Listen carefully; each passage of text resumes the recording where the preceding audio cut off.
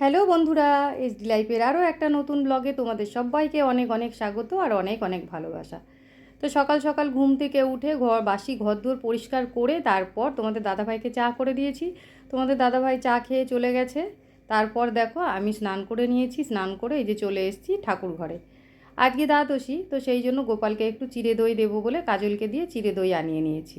ওদিককার বাসি কাজকর্ম তো হয়ে গেছে, কোনো চাপ নেই, এখন পুজো দিয়ে শুধু রান্নাটা বাকি আছে। আর আজ যেহেতু দ্বাদশী, আজকে তো নিরামিষই রান্না করব। আজও নিরামিষ, কাল আবার শনিবার, কালও নিরামিষ।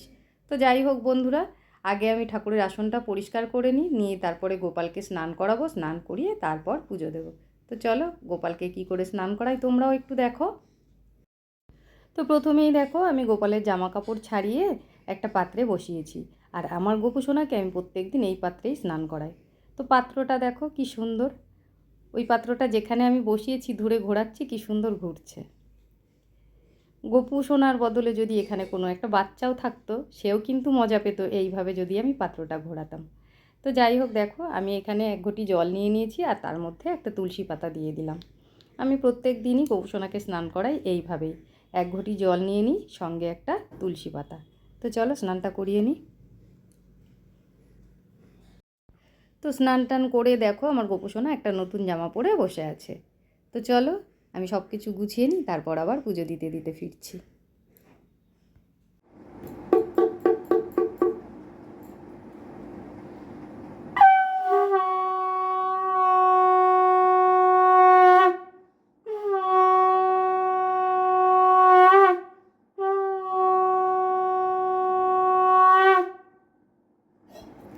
তো বন্ধুরা দেখো পুজো দেওয়া আমার হয়ে গেল, এবার যাব একটু তুলসী তলায় জল দেব।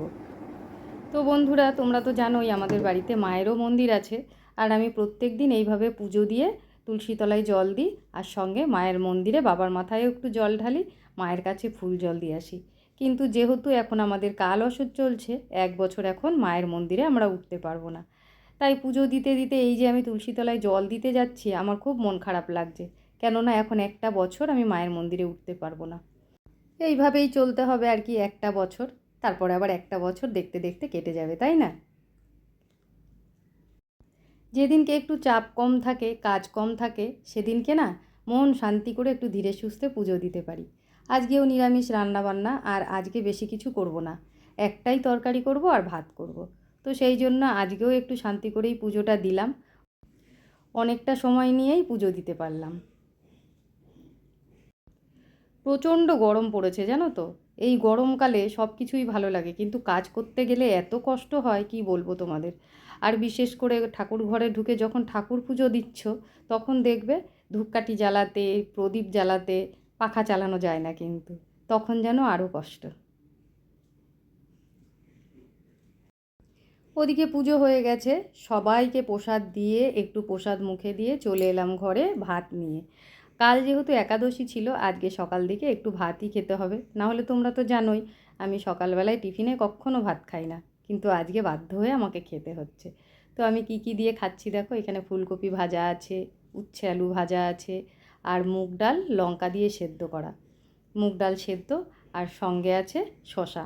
তো এগুলো সবই কিন্তু ভাই রেডি করে রেখেছে, যেহেতু ভাই একাদশী করে সকালবেলায় পালন করেছে, আর আমার জন্যও রেখে দিয়েছে। তো ওদিকে সকালের টিফিনটা সেরে চলে এসেছি রান্নাঘরে।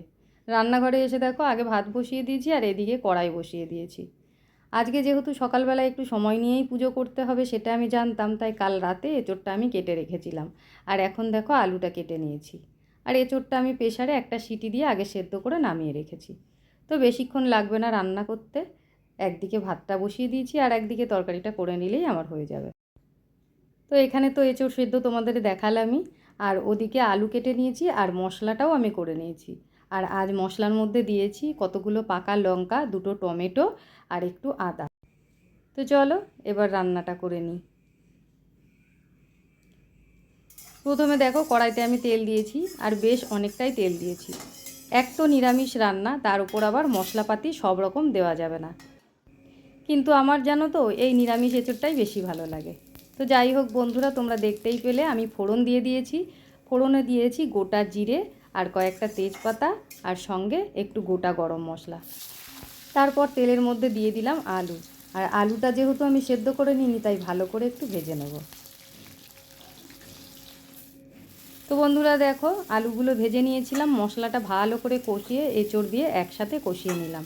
কষানোটাও আমার ভালো মতন হয়ে গেছে। এবার আমি এর মধ্যে জল দিয়ে দেবো। জলটা অল্প পরিমাণেই দেবো, কেননা এঁচোড়টা যখন আমি সেদ্ধ করেছি তখন ভালো মতন এঁচোড়টা সেদ্ধ হয়ে গেছে। আর আলুটাও কষানোর আগ দিয়ে আমি ভেজে নিয়েছিলাম গ্যাসের আঁচটা একদম কম করে দিয়ে, তাই আলুগুলোও তখন ভালো মতন সেদ্ধ হয়ে গেছে। তাই অল্প জলেই রান্নাটা হয়ে যাবে। জলটা অল্প করে দিয়েছি, তোমরা দেখতেই পাচ্ছ। তো বন্ধুরা দেখো, এঁচোড়ের তরকারি আমার রান্না হয়ে গেছে। আর আজকে এঁচোড়ের তরকারিটা একটু ঝোলঝোল করেই করব। আজকে আর ডাল করিনি। সকালবেলায় ভাই যে ডাল সেদ্ধটা করেছিল সেটাই একটু রয়েছে। তোমাদের দাদা ভাই ডাল ছাড়া খেতে পারে না, তো ওর সেটা দিয়ে হয়ে যাবে।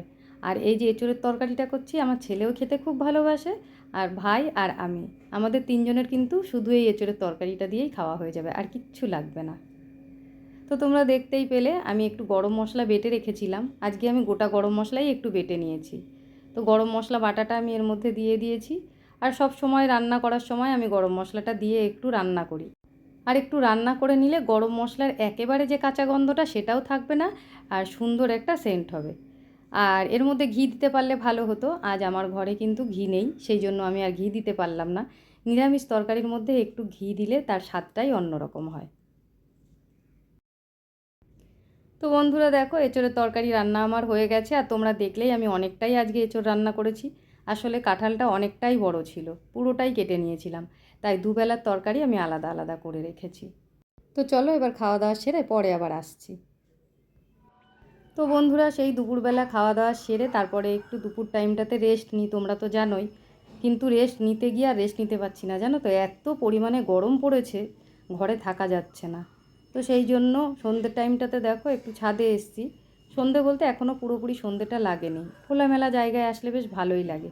আর এই দিকে দেখো বিড়ালটাকে কিভাবে ঘুমাচ্ছে, একদম উল্টিয়ে ঘুমাচ্ছে।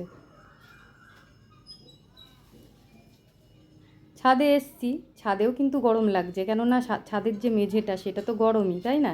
সেই ভাবটা মনে হচ্ছে পুরো উঠছে। এই গরমকালে না কোথাও যেন শান্তি নেই, না ঘরে শান্তি আছে না বাইরে শান্তি আছে। বাইরে বেরোলে যদিও বা একটু শান্তি আছে, কিন্তু বাইরে সবসময় আমাদের পক্ষে বেরোনো সম্ভব হয় না, কেননা আমাদের বাইরে মানেই এই ছাদে আসতে হয়। ছাদে এসেও শান্তি নেই।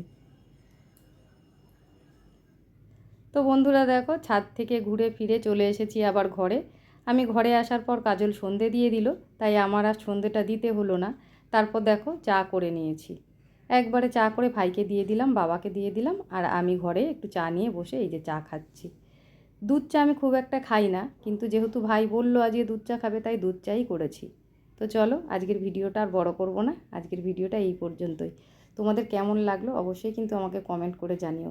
আর যদি চ্যানেলে নতুন হয়ে থাকো, চ্যানেলটাকে সাবস্ক্রাইব করে আমার পাশে থেকো।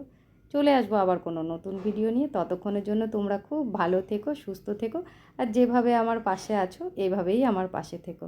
আজকের মতন এই পর্যন্তই। টাটা বন্ধুরা।